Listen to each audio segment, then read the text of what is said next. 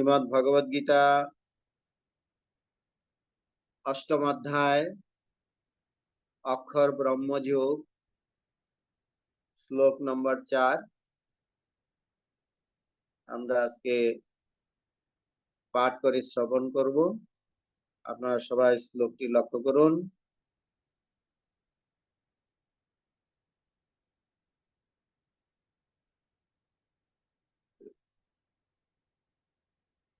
অধিভূতম খর ভাব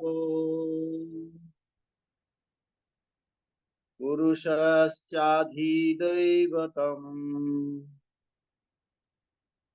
অধিযজ্ঞমেবাত্র দেহি দেহভৃতাঙ্গর অধিভূতম খর ভাব পুরুষশ্চাধিদৈবতম অধিযজ্ঞমহমেবাত্র দেহি দেহভৃতাম্বর অধিভূতম খর ভাব পুরুষশ্চাধিদৈবতম অধিযজ্ঞমহমেবাত্র দেহি দেহভৃতাম্বর।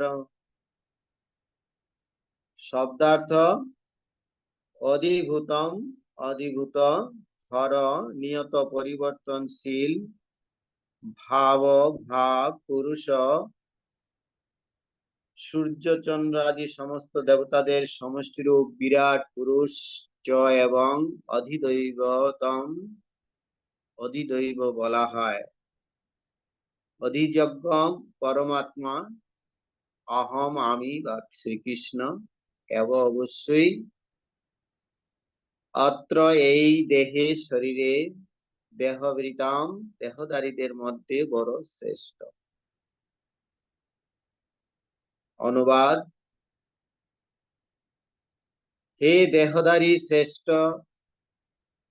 নশ্বর জড় প্রকৃতিকে বলা হয় অধিভূত। সূর্য চন্দ্র আদি সমস্ত দেবতাদের সমষ্টিরূপ বিরাট পুরুষকে বলা হয় অধিদৈব বলা হয়।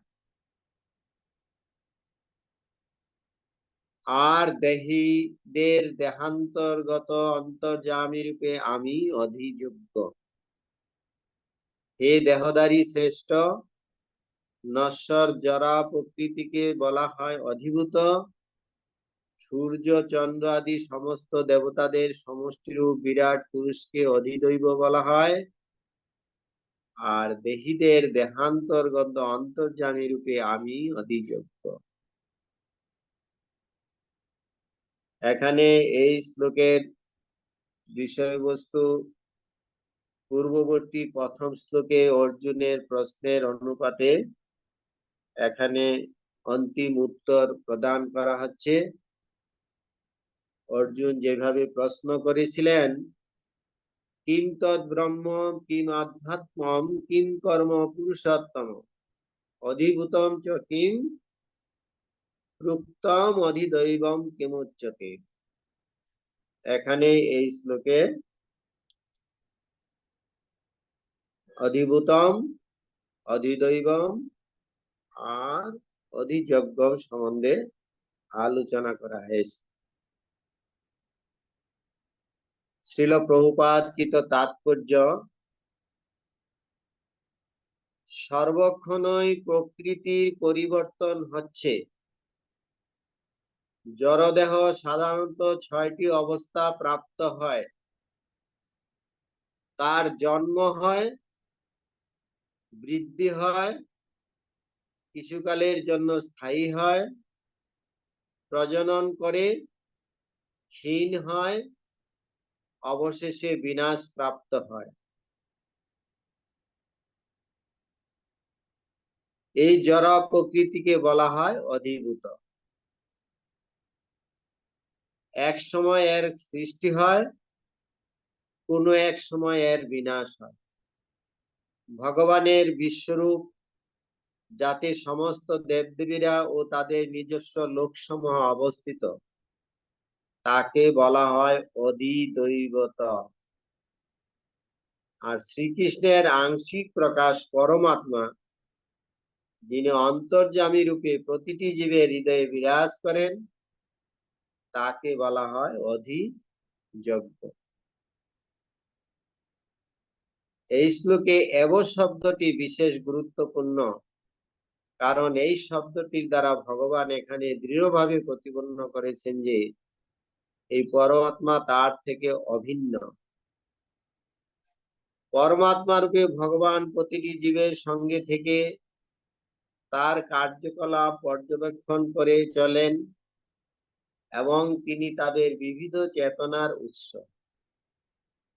পরমাত্মা জীবকে স্বাধীনভাবে কর্ম করার সুযোগ দেন এবং তার কার্যকলাপ পর্যবেক্ষণ করেন।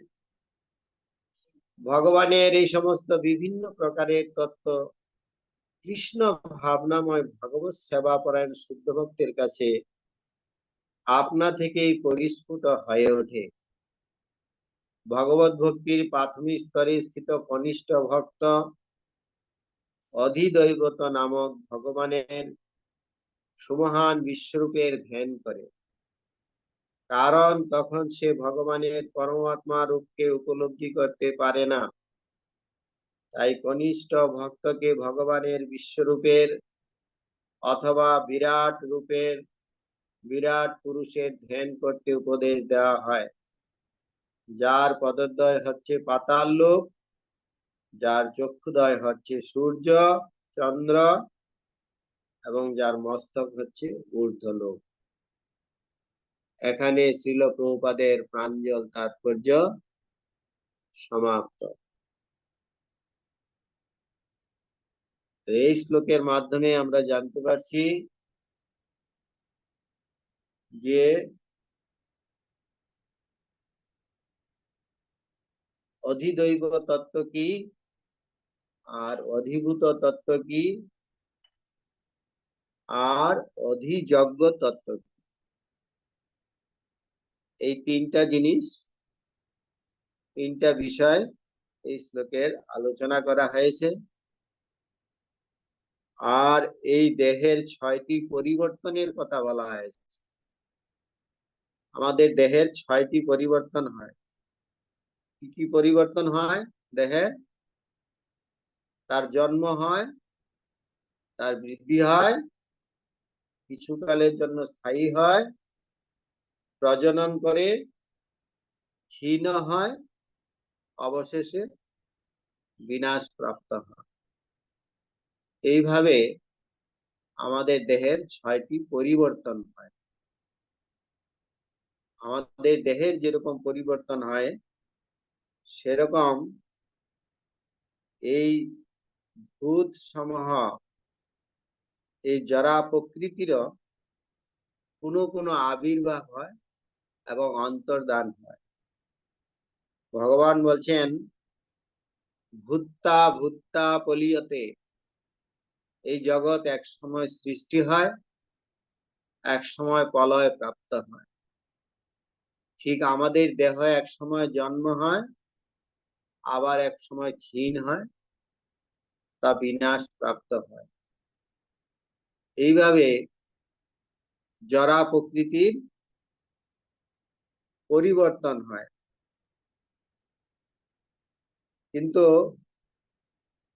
এখানে যে অধিদৈব তত্ত্ব বলা হয়েছে, এই অধিদৈব তত্ত্ব হচ্ছে ভগবানের বিরাট রূপ, বিশ্বরূপকে বোঝানো হচ্ছে, যেখানে ভগবানের যে বিশ্ব ব্রহ্মাণ্ড পূর্ণ রূপকে এখানে বিরাট রূপে তুলনা করা হয়েছে এবং তার ঊর্ধ্বলোককে ভগবানের মস্তকের সাথে তুলনা করা হয়েছে এবং সূর্য চক্ষু চন্দ্র আদিকে তার পদদ্বয় হচ্ছে পাতাল লোক, আর যার চক্ষু হচ্ছে সূর্য চন্দ্র, মস্তক ঊর্ধ্বলোক। এইভাবে যারা ভগবানকে ভগবত ভক্তি রূপে জানতে পারে না, যারা ভগবানকে বিরাট রূপের উপাসনা করে তারা এইভাবে ভগবানকে জানার ইচ্ছা করে। কিন্তু ভগবত ভক্তরা তারা ভগবানকে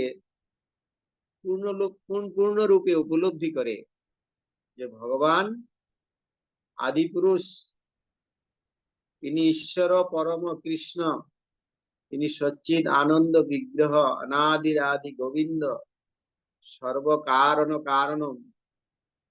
কিন্তু কৃষ্ণের যে সবিশেষ রূপ, অনাদির আদি রূপ, তিনি হচ্ছেন সর্বকারণের কারণ। এই রূপে ভগবত ভক্তরা ভগবানকে পূর্ণরূপে উপাসনা করে। আমরা দেখতে পাচ্ছি জরা প্রকৃতিতে ভগবান তিনটি পুরুষ অবতার রূপে প্রকাশিত হন। ভগবানের তিনটি পুরুষ অবতার কি? ভগবানের তিনটি পুরুষ অবতার হচ্ছে মহাবিষ্ণু,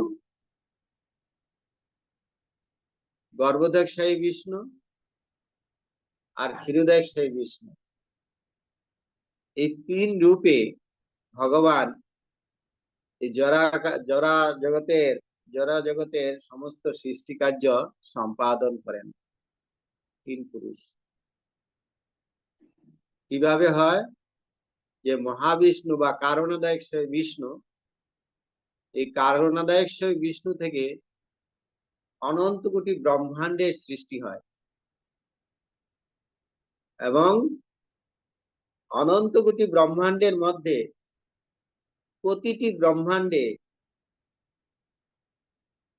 গর্ভধায়ক সেই বিষ্ণু রূপে তিনি অবস্থান করেন এবং তার নাভি পদ্ম থেকে ব্রহ্মার সৃষ্টি হয়। ব্রহ্মা এই ব্রহ্মাণ্ডের সৃষ্টি কার্য করে এবং এই সৃষ্টিতে যে জরা প্রকৃতি ভগবান ইতিপূর্বে আধান করেন, সৃষ্টির উপাদানগুলি ব্রহ্মা সেগুলা প্রকাশ করেন। কিন্তু এই জরা প্রকৃতিতে যত জীব আছে 84 লক্ষ জনিতে, প্রত্যেকটি জীবের অন্তরে যে পরমাত্মা রূপে ভগবান অবস্থান করেন, তিনি হচ্ছেন ক্ষীরোদকশায়ী বিষ্ণু। এ আমাদের অন্তরে ক্ষীরোদকশায়ী বিষ্ণু রূপে তিনি আমাদেরকে পরিচালনা করছেন। তিনি সব সময় আমাদেরকে দেখছেন। কেন? তিনি আমাদের অত্যন্ত নিকটে আছেন। আমাদের অত্যন্ত নিকটে পরমাত্মা রূপে তিনি হৃদয়ে আছেন। হৃদ্যেষু অর্জুন তিষ্ঠতি। এই অর্জুন, আমি প্রতিটি জীবের হৃদয়ে পরমাত্মা রূপে অবস্থান করছি এবং তার সমস্ত কার্যকলাপ আমি পর্যবেক্ষণ করছি। যেমন দেখা যাচ্ছে একটি গাছে দুইটি পাখি আছে, একটি পাখি একটি গাছের ফল খেয়ে যাচ্ছে, আরেকটি পাখি তাকে পর্যবেক্ষণ করছে, দেখছে। এইভাবে আমাদের হৃদয়রূপ বৃক্ষে ভগবান পরমাত্মা রূপে অবস্থান করছেন। তিনি আমাদের সমস্ত কার্যকলাপ পর্যবেক্ষণ করছেন এবং তিনি আমাদের বাসনা অনুসারে সেরকম আমাদের বিভিন্ন জনিতে আমাদেরকে দেহ ধারণ করতে বাধ্য করাচ্ছেন। যেরকম আমাদের স্বভাব অনুসারে বিভিন্ন লোকে বিভিন্ন দেহে আমাদেরকে ভ্রমণ করাচ্ছেন। এইভাবে সমস্ত জীবকে ভগবান পরিচালনা করেছেন আমাদের হৃদয়ে অধিযোগ্য রূপে, মানে পরমাত্মা রূপে অবস্থান করে। এখানে জন্ম মৃত্যু জরা ব্যাধি, এই যে আমাদের দুঃখ দুঃখ দর্শন আনাম, এটা আমাদেরকে উপলব্ধি করতে হবে। জড়া প্রকৃতিতে আমাদের সবচেয়ে বড় দোষ হচ্ছে, আমরা যেই লোকেই অবস্থান করি না কেন, আমাদেরকে এই যে জন্ম মৃত্যু জরা ব্যাধি, এটার মাধ্যম দিয়ে আমাদেরকে সবসময় পরিবর্তন হতে হচ্ছে, আবার আরেকটি দেহে যেতে হচ্ছে, এই দেহ থেকে আরেকটি দেহে যেতে হচ্ছে, আরেকটি দেহ থেকে আরেকটি দেহে, এভাবে আমাদের 84 লক্ষ যোনিতে জীব ভ্রমণ করতে থাকছে। এখানে আচার্যরা আমরা দেখতে পাচ্ছি যে কিভাবে জীব মাতৃ জঠরে অবস্থান করে। ছিল ভক্তিবিনোদ ঠাকুর তিনি একটা সুন্দর গানে বলেছেন, আমরা দেখছি আমাদের কিভাবে আমাদের এই দেহটা পরিবর্তন হচ্ছে। ভুলিয়া তোমারে সংসারে আসিয়া পেয়েছি নানা বিধ ব্যথা। আমরা ভগবানকে ভুলে গিয়ে এই সংসারে এসে বিভিন্ন দুঃখ দুর্দশা ভোগ করছি,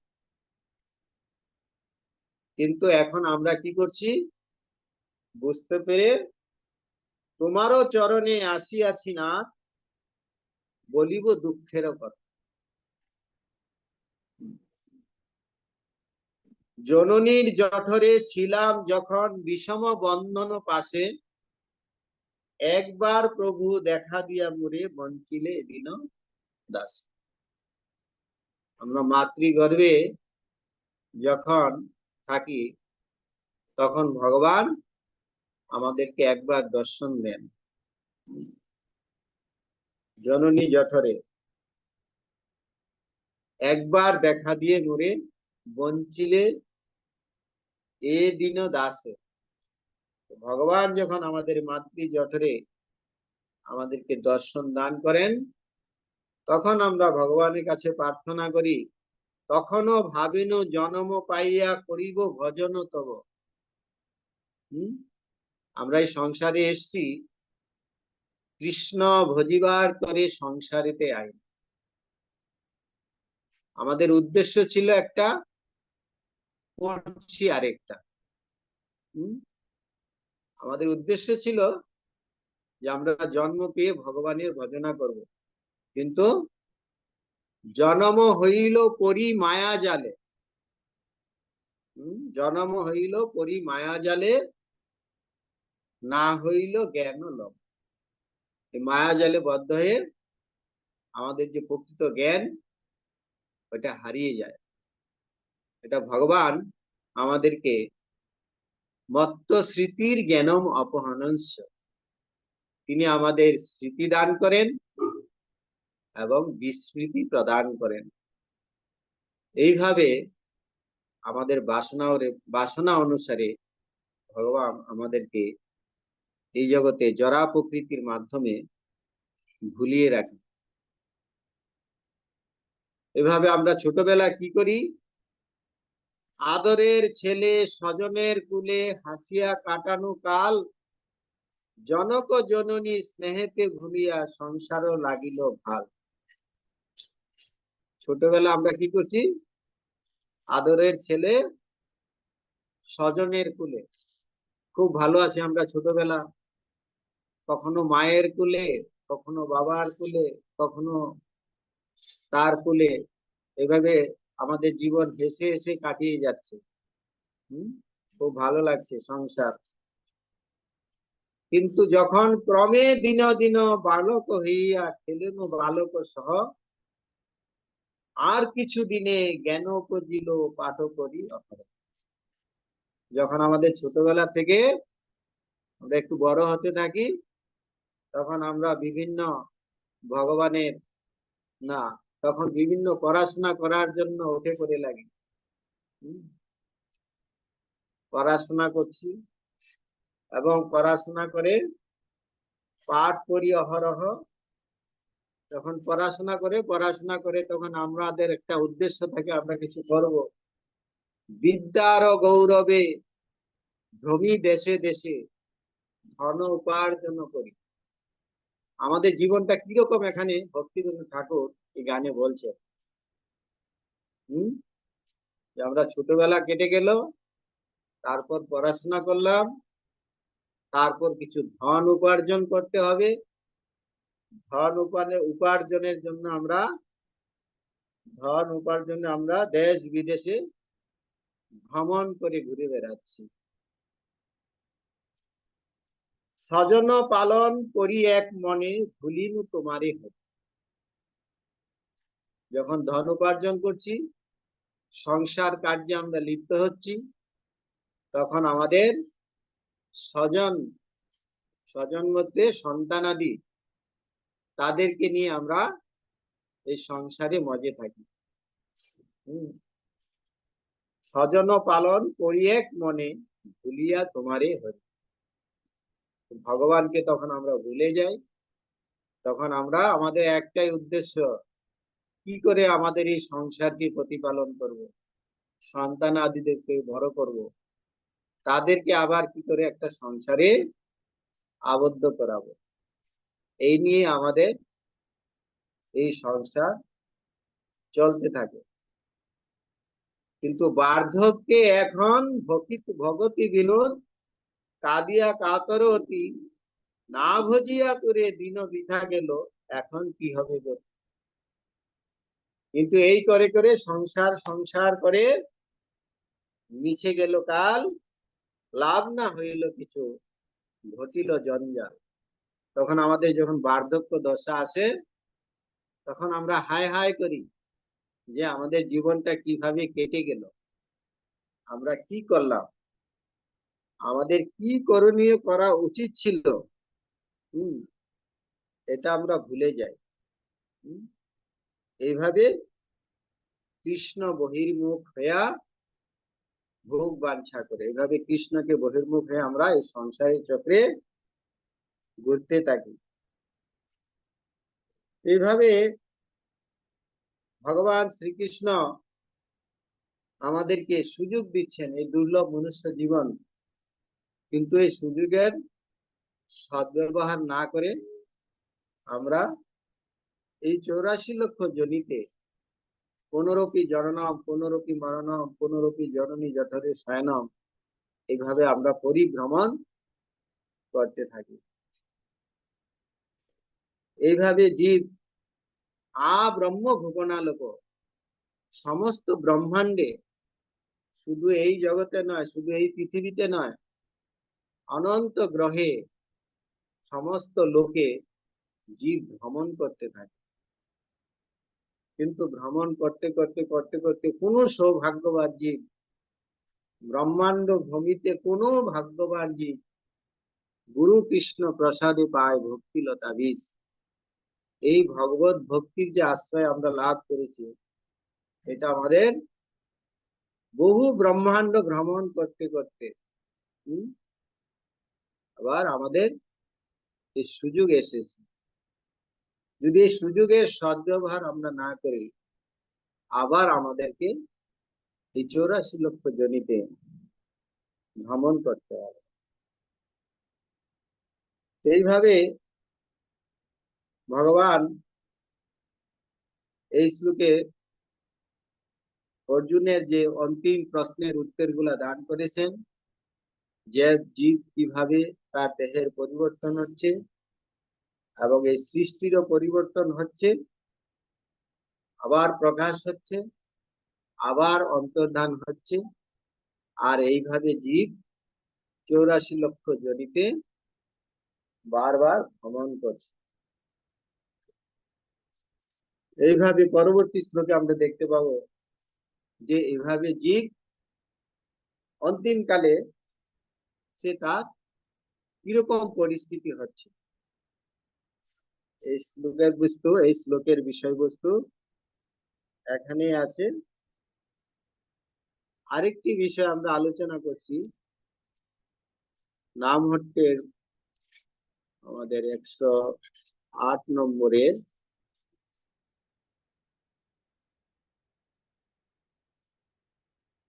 104। এই যে এই সংসার সম্বন্ধে নির্ভেদ লক্ষণ উপলব্ধি, এই সংসারটাকে আমাদের বুঝতে হবে। ভক্তিবিনোদ ঠাকুর একটা গানের মাধ্যমে বলছেন, ওরে মন ভালো নাহি লাগে সংসার। এই সংসারটা ভালো লাগে? এই সংসারটা ভালো লাগে না। কেন ভালো লাগে না? জনম মরম জরা যে সংসারে আছে ভরা, তাহে কিবা আছে বলো সার। এই সংসারে কিছু সার নেই, এই সংসারে সবই অসার। জনম মরণ জরা, এই সংসারে আছে ভরা। এই সংসারটাতে আমাদের কি আছে? আমরা যতক্ষণ এই সংসারে থাকবো, আমাদেরকে এই জন্ম মৃত্যু জরা ব্যাধির চক্রে ভ্রমণ করতে হবে। ধন জন পরিবার কেহ নহে কভুকার, কালে মিত্র অকলে অপর। এই ধন জন পরিবার কেহ নহে কভুকার, কালে মিত্র কিছুক্ষণ তারা আমাদের হয়, আবার কখনো তারা শত্রুতে পরিণত হয়। কিছুক্ষণের জন্য কেউ আমাদের মিত্রতে পরিণত হয়, আবার কখনো তারা আমাদের শত্রুতে পরিণত হয়। যাহা রাখিবারে চাই তাহা নাহি থাকে ভাই, অনিত্য সমস্ত বিনশ্বর।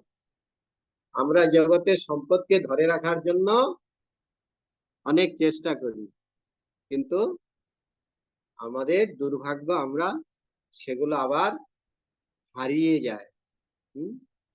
কোনো কিছু আমরা সঙ্গে নিয়ে যেতে পারবো না।